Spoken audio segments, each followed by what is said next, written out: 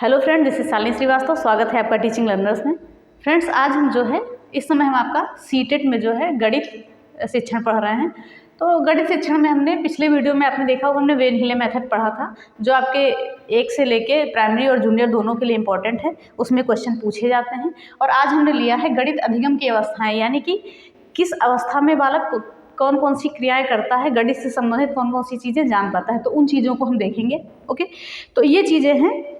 तो हम क्या कर रहे हैं, हम इसमें जितने भी आपके इंपॉर्टेंट टॉपिक हैं वही ले रहे हैं। हमने कोई सीक्वेंस नहीं बनाया इसमें। हमने आपको पहले ही दिन बता दिया था कि हम कोई भी सीक्वेंस नहीं पढ़ाएंगे। जो टॉपिक आपके इंपॉर्टेंट हैं, जो पूछे जाते हैं, वही हम आपको यहाँ पे बताएंगे।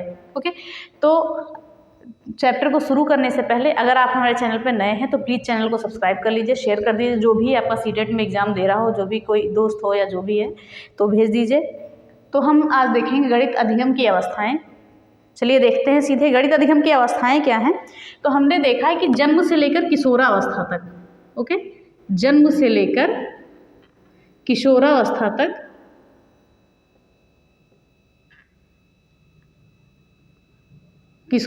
तक गणित सीखने की कितनी 6 अवस्थाएं हम जानते हैं। यानी कि जन्म से लेकर किशोरावस्था तक बच्चा जो है 6 अवस्थाओं में गणित अधिगम करता है, यानी कि गणित सीखता है। तो इन चीज़ों को, अब इनकी अवस्थाएं हम जानते हैं। कितनी अवस्थाएं हैं? 6 अवस्थाएं हैं, हमने जैसे यहाँ पे देखा। तो आइए इन अवस्थाओं के नाम देखते हैं, फिर उनका डिटेल में जानते हैं। तो पहले हम अवस्थाओं के नाम देख लेते हैं, फिर उनका डिटेल जानते हैं। ओके, तो हमने क्या लिखा है, हमने ये अवस्थाएं लिखनी हैं। तो हमने इससे पहले क्या जाना है, हमने बोला था कि जो गणित अधिगम की अवस्थाएं हैं वो जन्म से लेकर किशोरावस्था तक 6 अवस्थाओं में होकर गुजरती हैं। ओके, वो 6 अवस्थाएं हमने ये लिखी हैं। कौन कौन सी अवस्थाएं हैं? आरंभिक अवस्था, मिलान अवस्था, परिमाणात्मक अवस्था, विभाजनात्मक अवस्था, गुणनखंडीय या उत्पादनात्मक अवस्था, और लास्ट क्या है? संक्रियात्मक अवस्था। इसमें क्वेश्चन कैसे पूछे जाते हैं, इसमें कंडीशन दे दी जाती है और पूछा जाता है कि किस अवस्था से ये संबंधित है। सीधे सीधे अवस्थाओं से आपके क्वेश्चन फंस जाते हैं। चलिए हम देखते हैं, इनकी एज ग्रुप देख लेते हैं कि इनका एज क्या है। तो जो पहली आरंभिक अवस्था है, इसका क्या है, ये जन्म से 3 वर्ष तक है। आरंभिक अवस्था क्या है? जन्म से 3 वर्ष। तो ये इसका एज भी याद रखिएगा, कौन कौन से वर्ष तक कौन कौन सी अवस्थाएं आती हैं। तो आरंभिक अवस्था है जन्म से 3 वर्ष। फिर उसके बाद आता है मिलान अवस्था, ये क्या है? 3 से 5 वर्ष। 3 से 5 वर्ष। तो इन सबका एज को जानिएगा। तो हमने आरंभिक अवस्था जाना, जन्म से 3 वर्ष तक है। मिलान अवस्था क्या है? 3 से 5 वर्ष तक है। फिर देखते हैं परिमाणात्मक अवस्था, ये कहाँ तक है? 5 से 6 वर्ष।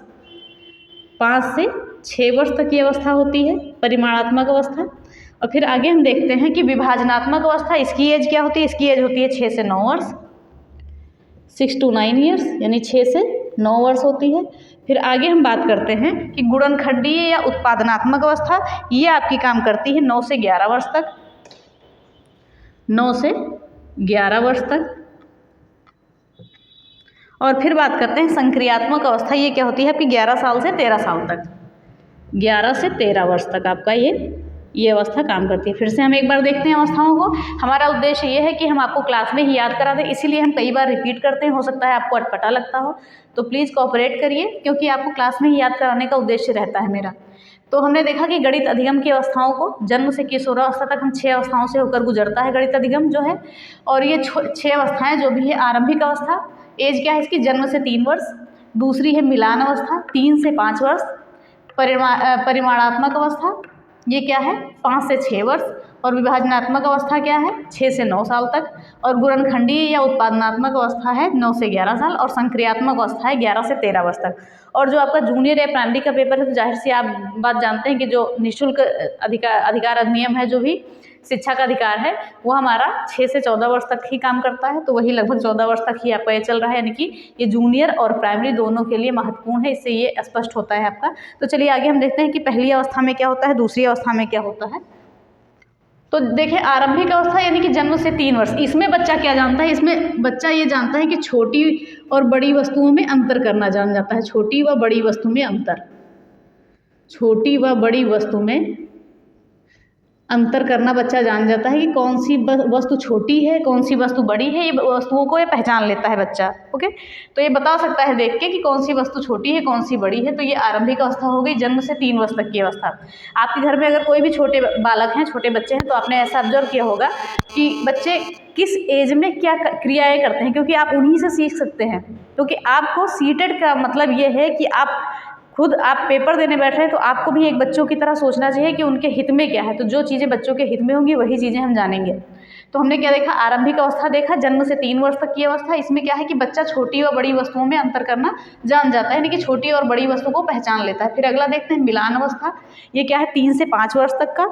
इसमें क्या होता है, जो बच्चा है 2 संख्याओं के नंबर और गिनती को बोलने लगता है। क्या करता है, 2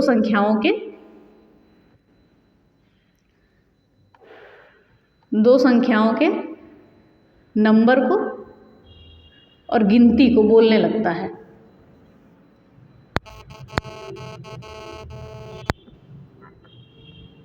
ओके, इसमें क्या करता है बच्चा, 2 संख्याओं के नंबर व गिनती को बोलने लगता है। 1 मिनट,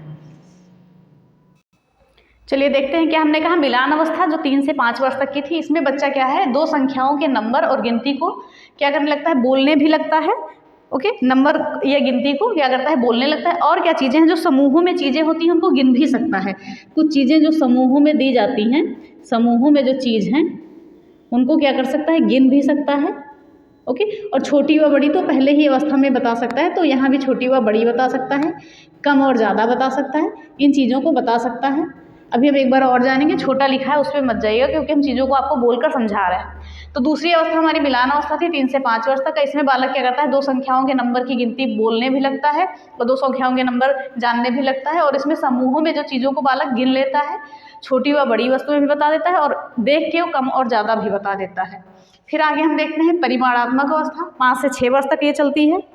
तो इसमें क्या होता है, जो बालक है विभिन्न तरीके से संख्याओं को व्यक्त कर सकता है। इसमें क्या करता है, विभिन्न तरीके से संख्याओं को व्यक्त कर सकता है, विभिन्न तरीके से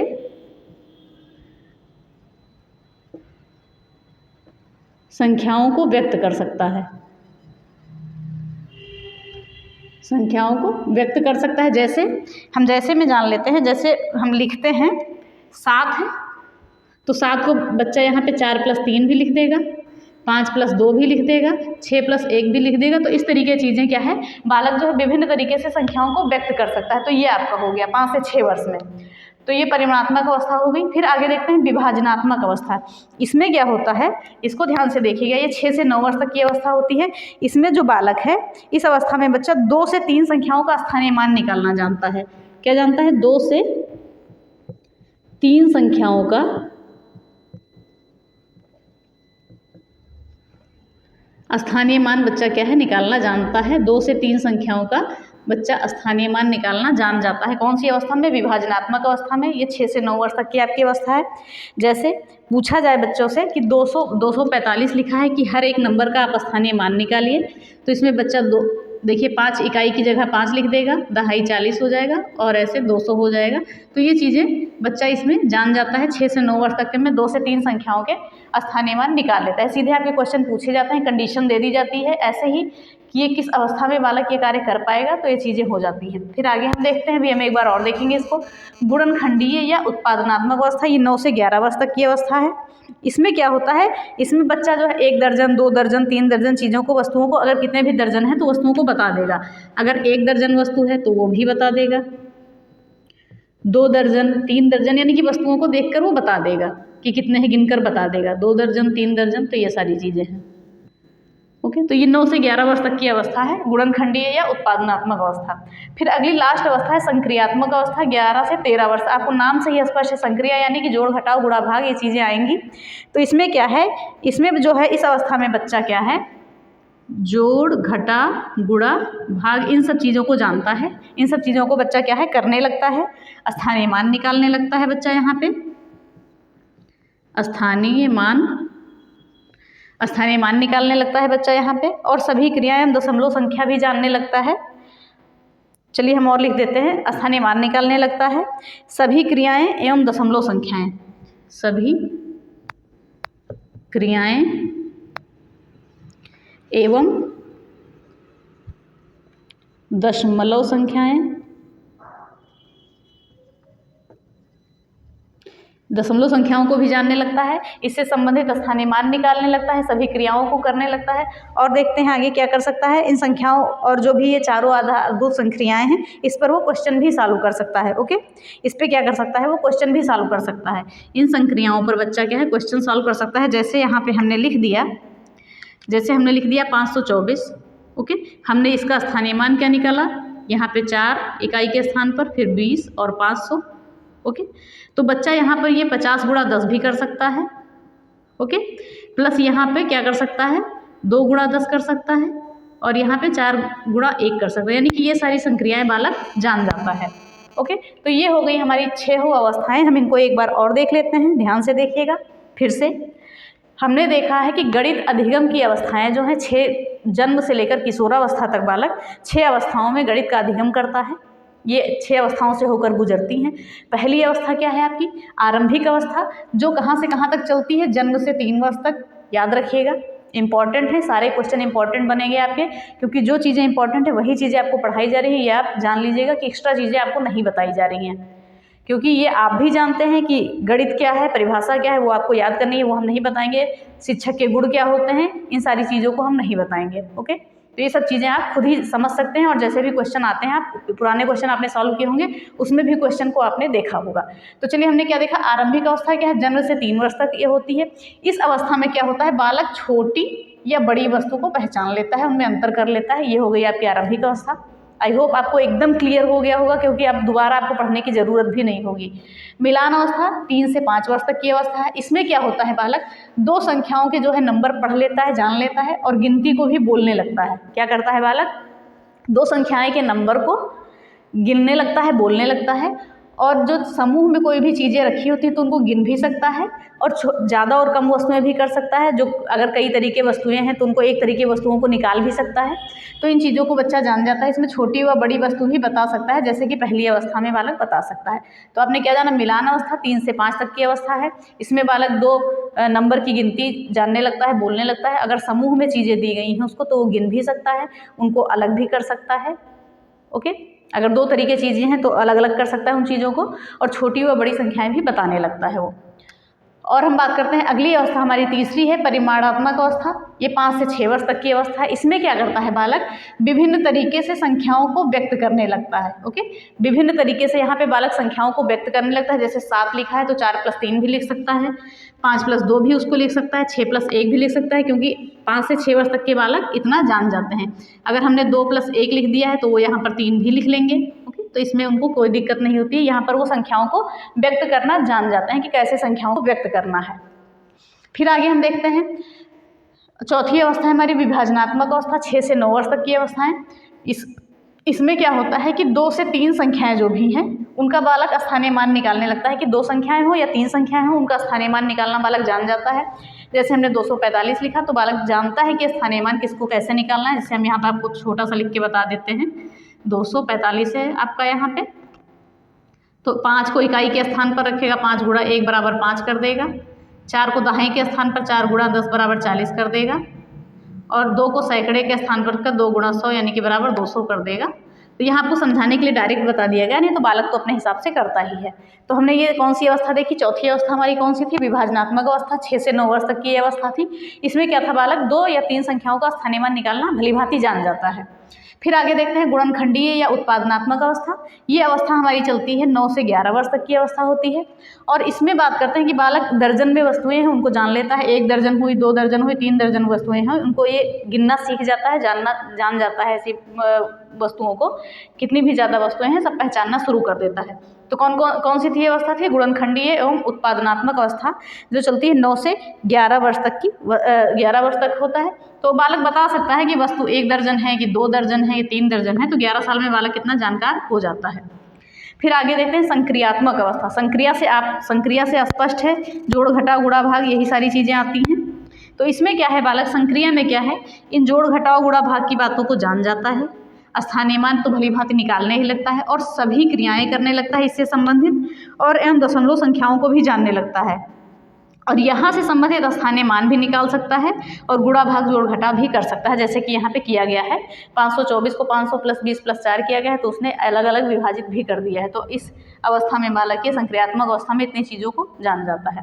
तो ये हो गई अवस्थाएं जिस हिसाब से बताई गई हैं। वैसे तो आजकल बालक बहुत कुछ जान जाते हैं, तो आपके घर में भी अगर कोई छोटा बालक है या कुछ है तो आप उसको देखते होंगे, उसकी क्रियाओं को देखते होंगे कैसे वो कार्य करता है, तो इन सारी चीज़ों को आप देखते होंगे। तो आई होप आपको ज़रूर क्लास समझ में आई होगी। और यहाँ से आपके क्वेश्चन बनते हैं। कैसे बनते हैं? ये सीधे कंडीशन आपको दी होती है कि अगर बालक समूह में चीज़ों को गिन लेता है तो वह किस अवस्था से संबंधित है, तो सीधे आप बता सकते हैं कि मिलान अवस्था से संबंधित है। इस हिसाब से क्वेश्चन बनते हैं। आपको इतने अच्छे से समझा दिया गया है कि आप भूलेंगे नहीं। ओके, और इसी के साथ क्लास खत्म होती है। कमेंट बॉक्स में ज़रूर बताइएगा क्लास कैसी लगी, क्योंकि आपके सीटेट को ध्यान में रख के इस समय क्लास लाई जा रही हैं। पेडागोजी आपकी बाकी तो चीज़ें आप कवर कर लेते हैं डायरेक्ट वाली, पेडागोजी थोड़ा सा देखना पड़ता है, तो इन चीज़ों को देखिएगा, समझिएगा और ज़रूर कमेंट में बताइएगा कैसी लगी क्लास। हाँ, अगर आपको कोई और भी चैप्टर पढ़ना है, कोई और क्वेरी है जो हम नहीं पढ़ा रहे हैं, तो बताइएगा ज़रूर, हम उसको ज़रूर पढ़ाएंगे। और ज़्यादा से ज़्यादा शेयर करिए और देखते हैं समय क्या हुआ है, उसके बाद आगे की बात करते हैं।